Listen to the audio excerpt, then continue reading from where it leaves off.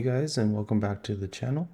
The patch notes for the Every Little Thing, Every Precious Thing update dropped earlier today while I was driving home from LA, and I'm still trying to wrap my head around all of it. But in the meantime, I wanted to do a quick rundown of all the events that will be starting once the game comes up after maintenance. The first three events are specific to REN and are pretty much just added bonuses for progressing the class. The first event is Wanderer's Travelogue, and it has two parts to it. The first part is a mob kill count event where you get rewards for killing up to 10k mobs every week. You get 3x coupons, VIP boosters, and Luxana coupons for each checkpoint here, and also for every 2000 mobs, you can claim a 15-minute 2x EXP coupon, so a total of 5 per week. The second part are the step-up missions here, where you can complete certain tasks to earn the respective reward. On creating your REN, you get a vac pet, max slot selectors, which is huge for my OCD, as well as a spirit pendant and a transparent NX gear set. Next, at 5th job and also at level 235, you earn some symbol selectors, and soloing Seavel or Chaos Vellum gives you a unique emblem, which is huge in the early game. Level 250 gives you an event ring with a legendary scroll, as well as cubes for that ring. Finishing 6th job gives you Soul Erda and this NX set. Beating Easy Lucid gives you more ring cubes as well as a unique scroll, which I would recommend using on your secondary or an accessory you are trying to push for Mesa or drop gear. Hard Lotus gives you a Transcendent Growth Pot, and you get this medal for reaching level 270. The event goes all the way to February, so you do have quite a long time to finish this out.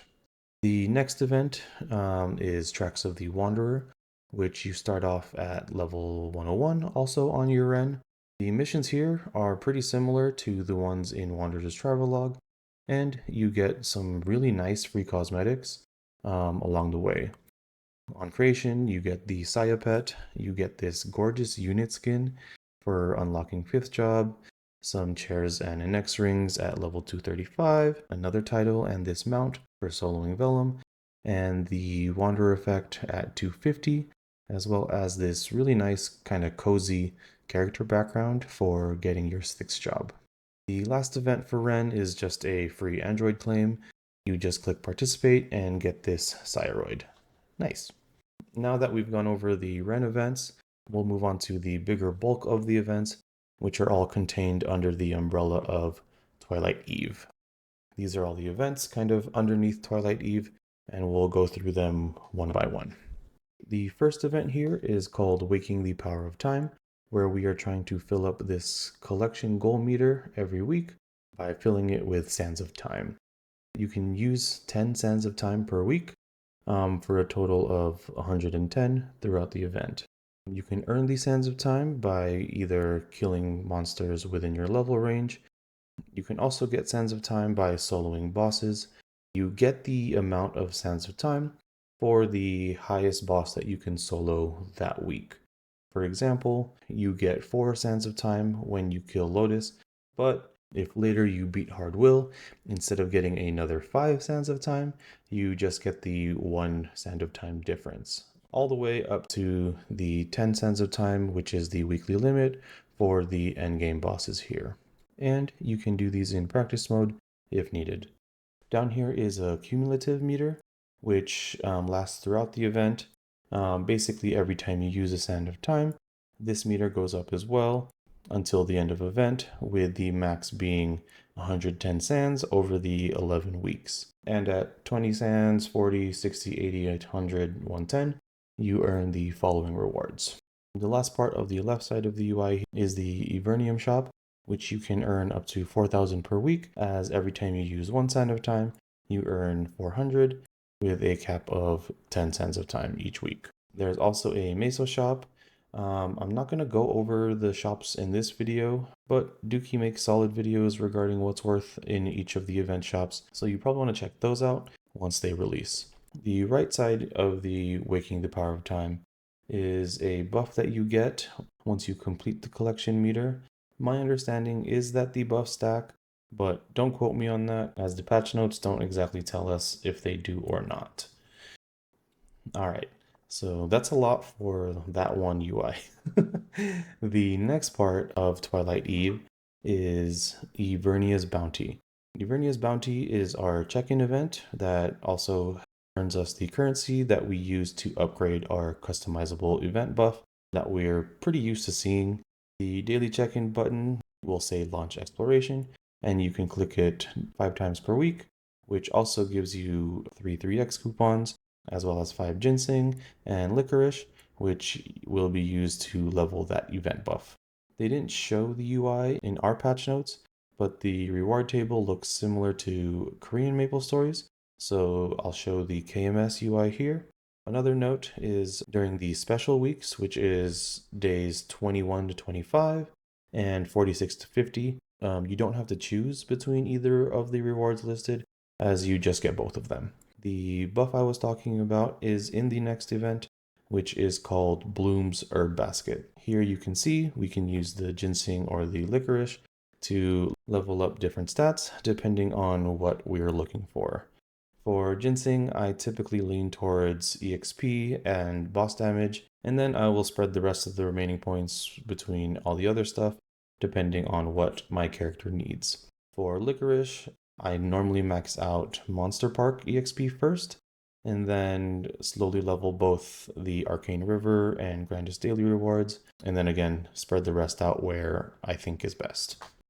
I know Graded Peanut makes a spreadsheet for each of these kind of buff leveling events, so go check his channel out, and he likely has a spreadsheet that we can use to plan out where you want to allocate your points. The next event here is called Seeking Traces of Time, which is our weekly boss kill event. These do have to be done solo to receive the points, but luckily, again, it can be done in practice mode if you rather use your actual boss run for a higher tier difficulty in a party. The currency that we earn for the bosses are Traces of Time, and for the higher end bosses, Dark Traces of Time. Here's the table of what you earn for each boss, and you can use these Traces of Time in the event shop. Again, I haven't looked at the event shops yet, so I'll have to go through them later, or if Dookie has his videos up already, go make sure to go check those out. The next two events in Twilight Eve are our mobbing events, the first being Eternal Gilded Clockwork. The way this event works is when killing mobs within our level range, again plus or minus 20 of our current level, the mobs have a chance of dropping these two items, the Gilded Clockwork and the Eternal Gilded Clockwork. Basically, they are use items, kind of similar to our VIP boosters, and when you use them, they spawn monsters for 100 seconds, which give a huge amount of EXP. The normal Gilded Clockwork you can use 10 times a day, and the Eternal Gilded Clockwork you can use once per day. And the use cap is not shared with our other boosters, like our VIP boosters and our Hexa boosters, which is huge for any upcoming rune days that we might be having. The next mobbing event during Twilight Eve is the Lepa's Dashing Carriage. This is our mobbing gauge event. They didn't show the UI in our patch notes.